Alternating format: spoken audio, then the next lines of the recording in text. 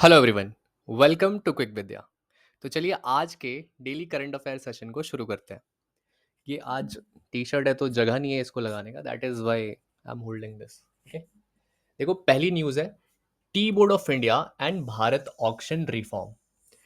देखो इंडिया में टी बेचने के कई सारे तरीके हैं, ठीक है। जो फार्मर्स है, ठीक है, या तो वो ऑक्शन के थ्रू बेचते हैं, ठीक है, या तो वो डायरेक्ट रिटेलर्स को बेच देते हैं, ठीक है, या फिर वो एक्सपोर्टर्स को दे देते हैं, ठीक है।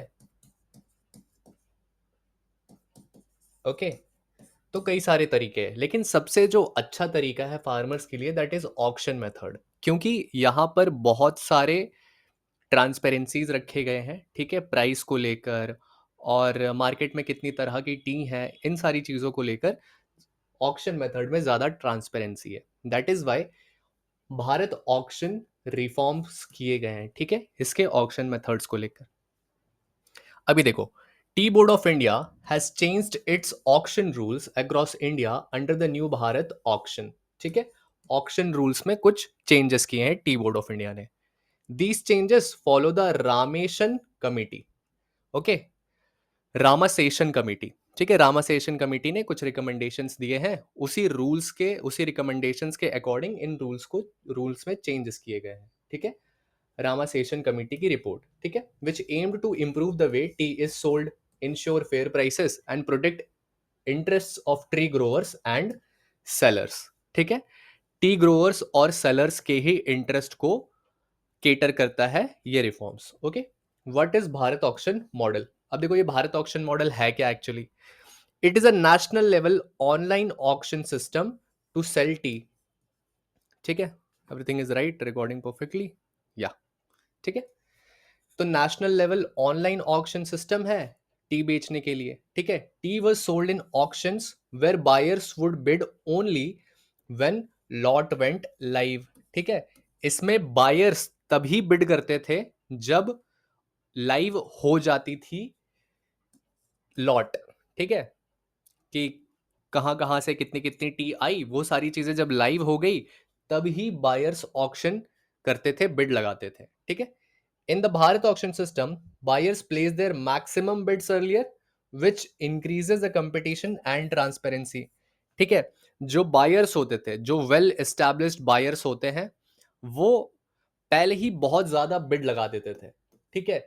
तो जिसके वजह से दूसरे बायर्स जो है वो कभी मार्केट में आकर उसे खरीद ही नहीं पाते थे। दैट इज वाई उन्हें रिटेल का ऑप्शन अपनाना पड़ता था, एक्सपोर्टर्स बनकर वो डायरेक्ट फार्मर से डील करते थे। लेकिन अब इन चीजों की ट्रांसपेरेंसी और बढ़ाई जा रही है, ठीक है। इसका गोल क्या है, बेटर प्राइस डिस्कवरी और अच्छी प्राइसेस मिल सके फार्मर्स को, ठीक है। मोर एफिशिएंट सेल्स, सेल्स भी और अच्छे तरीके से हो सके, एंड लेस प्राइस मैनिपुलेशन, ठीक है, प्राइस को मैनिपुलेट कम किया जा सके, ठीक है। तो ये सारी चीजें इसकी गोल है। ओके, अब देखो रामा सेशन कमिटी ने रिकमेंडेशंस क्या क्या दिया था, ठीक है। This committee was set up to make tea auctions more transparent and efficient, ठीक है। कमिटी ने ये रिकमेंडेशन दिया कि टी ऑक्शन को और ट्रांसपेरेंट और एफिशिएंट बनाना चाहिए। It supported problems like low prices, delay in payments and lack of competition in auctions, ठीक है।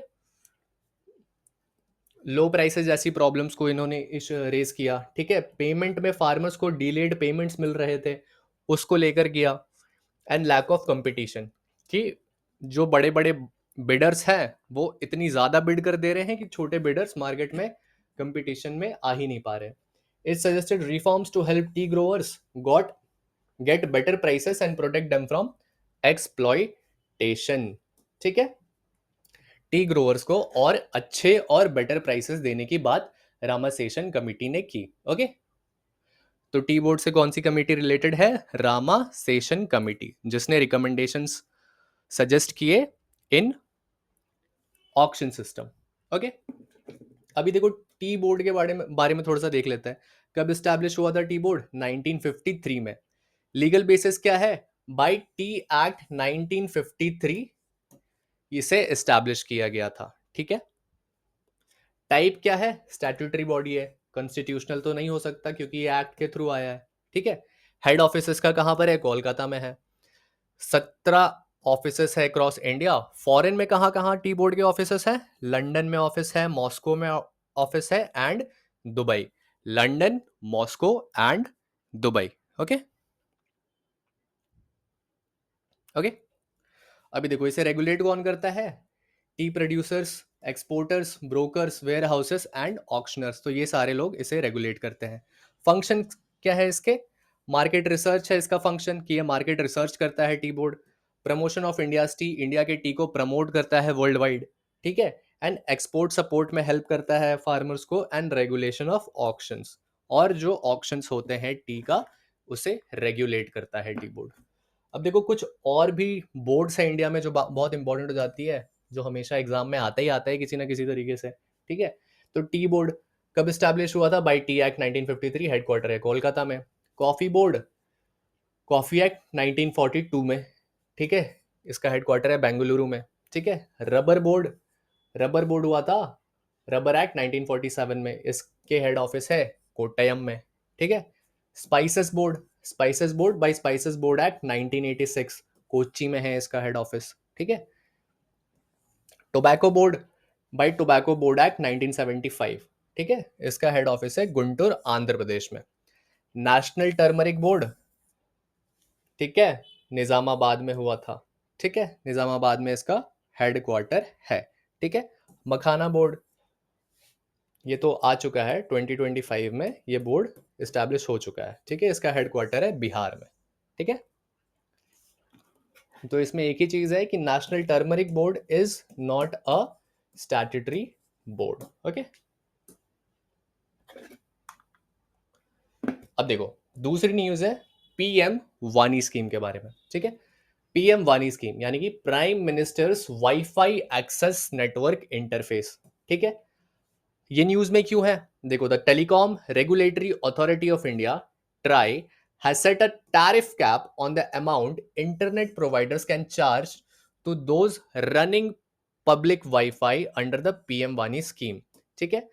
ये एक लिमिट लगा दिया है उन इंटरनेट प्रोवाइडर्स के ऊपर जो public wifi access, public wifi interface दे रहे हैं, ठीक है। ओके, कि पब्लिक वाईफाई जहां पर लगा हुआ है वहां पर एक प्राइस सेटअप कर दी गई है कि इससे ज्यादा प्राइस इंटरनेट प्रोवाइडर्स उन जगहों पर नहीं ले सकते जहां पर पीएम वानी स्कीम होती है, ठीक है। This step is to keep wifi affordable, wifi को अफोर्डेबल रखने के लिए ये स्टेप लिया गया है, ठीक है, for the public and still ensures service providers earn reasonably, ठीक है। एक बिड लगा, कैप लगा दी गई है कि छोटे सर्विस प्रोवाइडर्स भी अच्छे से पैसे कमा सके, उन्हें भी कोई प्रॉब्लम्स ना हो, और वेल एस्टैब्लिश जो प्लेयर्स हैं वो इतनी भी प्राइस लो ना कर दे कि छोटे प्लेयर्स कंपटीशन में आ ही ना पाए, ठीक है। अब देखो पीएम वानी स्कीम है क्या, ठीक है। कब लॉन्च हुआ था? दिसंबर 2020 में लॉन्च हुआ था बाय डिपार्टमेंट ऑफ टेलीकम्युनिकेशंस, ठीक है। ऑब्जेक्टिव क्या है इसका? अब देखो ये डिपार्टमेंट ऑफ टेलीकम्युनिकेशंस हमें कोई बताता नहीं, लिखा होता नहीं, फिर भी हमें पता चल रहा था, ठीक है। ऑब्जेक्टिव, अब देखो, to provide cheap and easy internet access, ठीक है। ऑब्जेक्टिव क्या है? To provide cheap and easy internet access specially in rural and poor urban areas, rural और पुअर अर्बन एरियाज में चीप और इजी एंड इंटरनेट एक्सेस के लिए PM वानी स्कीम है। अब देखो, it aims to create millions of public wifi hotspots across the country, ठीक है। Millions of public wifi hotspots across the country बनाने के लिए पीएम वानी स्कीम लाई गई है, ठीक है। अब देखो ये काम कैसे करता है। You don't need a mobile network to use the internet, ठीक है। इंटरनेट यूज करने के लिए मोबाइल में नेटवर्क होना जरूरी नहीं है पीएम वानी स्कीम के लिए, ठीक है। Instead you connect to a nearby PM Vani Wi-Fi hotspot, example at tea stalls, grocery stores, etc. Access is app based, ठीक है। हमारे फोन में पीएम वानी ऐप होना चाहिए, उसमें जाकर हमें हॉटस्पॉट को सिलेक्ट करना है, वहां पे फिर हम लोग डिजिटली पे कर सकते हैं और इंटरनेट को यूज करना शुरू कर सकते हैं, ठीक है। अब देखो ये कहाँ कहाँ इम्पैक्ट डालता है, ठीक है। डिजिटल इंक्लूजन में ये यूज होता है, it brings affordable internet to rural and remote areas, ठीक है, रूरल और रिमोट एरियाज में डिजिटल इंक्लूजन पीएम वानी स्कीम और अच्छे से कर रहा है, ठीक है। एम्प्लॉयमेंट के लिए local vendors can earn by providing internet, ठीक है, वो ऑनलाइन पेमेंट ले सकते हैं रूरल और पुअर अर्बन एरियाज में, ठीक है। इकोनॉमी में it boost digital services like online education, health care, e commerce and governance, ठीक है। ब्रिज डिजिटल डिवाइड, ठीक है, connects urban and rural population, ठीक है। जो रूरल पॉपुलेशन डिस्कनेक्टेड थे इंटरनेट सर्विसेज से, अब उन्हें भी इंटरनेट एक्सेस मिल रहा है, तो अर्बन और रूरल एरियाज कनेक्टेड रह सकते हैं, ठीक है। अब गवर्नमेंट के कुछ और इनिशिएटिव्स क्या है, other government initiatives for broadband connectivity. एक है नेशनल ब्रॉडबैंड मिशन, ठीक है, ठीक है। नेशनल ब्रॉडबैंड मिशन 1.0 2019 में लाया गया था। It aims to connect all villages by 2022, ठीक है। नेशनल ब्रॉडबैंड मिशन 2.0 2025 से 30 तक चलाई जा रही है। इसका इसका focus is on global competitiveness and digital transformation, ठीक है। नेशनल ब्रॉडबैंड मिशन, इसका एम क्या है, to connect all villages by 2022। Gati शक्ति पंचार पोर्टल, ठीक है, eases approval process for laying optical fibers and installing towers। Install करने के लिए और ऑप्टिकल फाइबर लगाने के लिए इजी अप्रूवल प्रोसेस गति शक्ति संचार स्कीम लेकर आया था, ठीक है। Telecom act 2023 and RoW rules 2024 simplifies and speeds of infrastructure creation for telecom and broadband. अगर कोई टेलीकॉम और ब्रॉडबैंड एक्सेस शुरू करना चाहता है, सर्विस शुरू करना चाहता है, तो telecom act 2023 and RoW rules उसको इजी कर देता है, ठीक है। Telecom act 2023। अब देखो amended Bharat net programme, broadband connectivity को और अच्छी करने के लिए भारत नेट प्रोग्राम में अमेंडमेंट्स किए गए। ऑप्टिकल फाइबर टू 2.64 लाख ग्राम पंचायत, ठीक है, 2.64 लाख ग्राम पंचायत में ऑप्टिकल फाइबर्स बिछा दिए गए हैं। Okay, 1 second.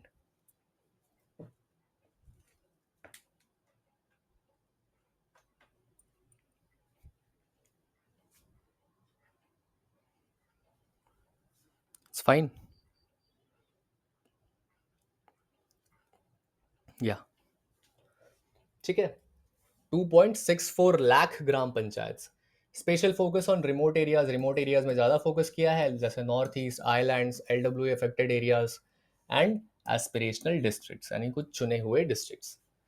Submarine OFC connectivity lays under water fibre cables to islands, example Chennai to Andaman and Nicobar, ठीक है। बैंडविड्थ टू आइलैंड्स 243.31 जीबीपीएस की स्पीड देते हैं ये, ठीक है, आइलैंड्स में 243.31 Gbps. Okay. Submarine OFC connectivity lays under water fibre cables to islands, okay, islands के लिए है submarine OFC connectivity. Okay, moving ahead. अब देखो ट्राई के बारे में थोड़ा सा देख लेते हैं, ठीक है। Telecom regulatory authority of India कब स्टैब्लिश हुआ था, ये 1997 में स्टैब्लिश हुआ था बाय ट्राई एक्ट। रोल क्या है इसका, to regulate telecom and internet services, ठीक है, ये इसका रोल है। फंक्शंस क्या है इसके, कि ये टैरिफ्स को फिक्स करता है, फेयर कंपटीशन को इंश्योर करता है, ठीक है, गवर्नमेंट को एडवाइस करता है पॉलिसी मेकिंग में, ठीक है, and protects consumer interest and promote digital growth. तो this was all about TRAI, ठीक है। स्टैट्यूटरी बॉडी है ये, it was established by an act which came into force in 1997. 1997 Try Act. Okay, so that's all for today. Thank you for watching. Keep learning, keep sharing. Thank you very much.